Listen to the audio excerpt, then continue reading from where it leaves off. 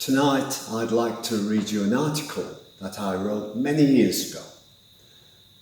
It's entitled Sanchin, Life's Breath, and I hope you like it. When asked what is the most important things we as humans need to survive, people will say food, clothes and shelter, and 9 times out of 10 never think about air. And yet, without it, we would die within a matter of seconds. Once a martial arts master was conducting a seminar. He asked his students, how long is life? One said 40 years. Another said 70 years. No, 80 years, said another. The master insisted that they were all wrong. We cannot measure how long life is, said one thoughtful student, because we all live to be different ages. The master said life is as long as this, and then he proceeded to inhale and exhale a breath of air.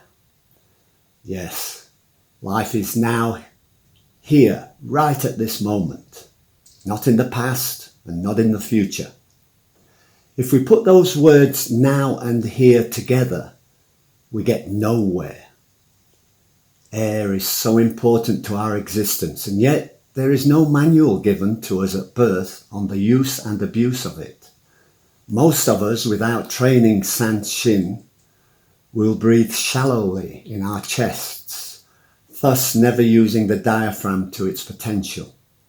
Shallow breathing results in stale air being trapped in the third cavity of the right side lung, leading to all kinds of disease. And as we get older, we breathe even more shallow. Oxygen is an oxidizer. It not only destroys bacteria in our body, but also helps detoxify it. Sanchin. Sanchin in Japanese means 3 battles. They are between mind, body, and breathing. Breathing being the glue that bonds the other 2 together. With proper breath control, we can lead to spiritualism.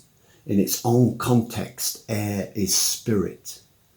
When someone in a high spirit, oxygen is pumping around the body via the blood system rapidly, killing bacteria and detoxifying every cell, thus making us feel good. Low spirit is quite the opposite. And being low-spirited for a long time results in disease. High and low spirits are triggered by both mind and body.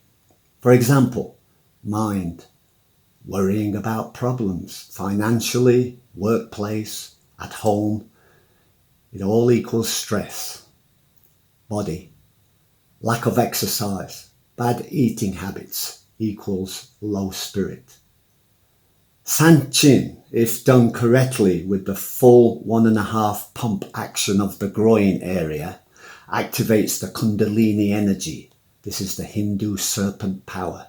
This is the first chakra on the meridian on the spinal column and is connected to the beast or physical makeup of the human to ground one to the earth.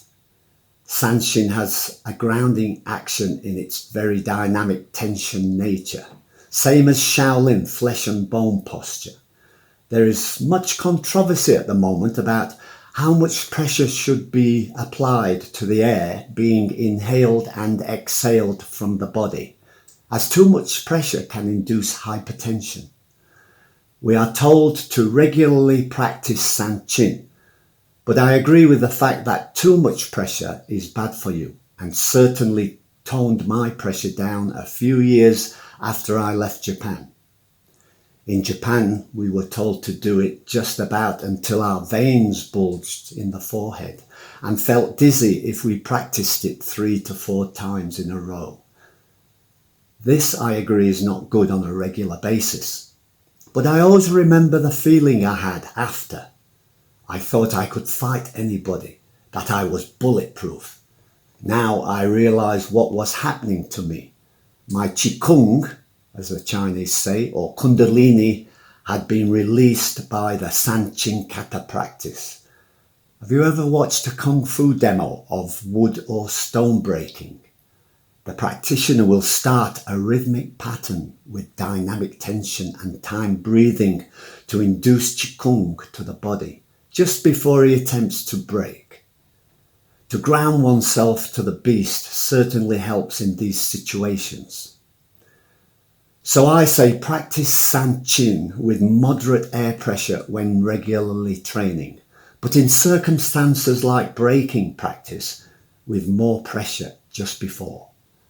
There is a legend of a Celtic warrior who, upon arriving at a battlefield by chariot, if you arrived at a battlefield by chariot, you were a strong, seasoned warrior. He would go into a state of inner rage just before the battle.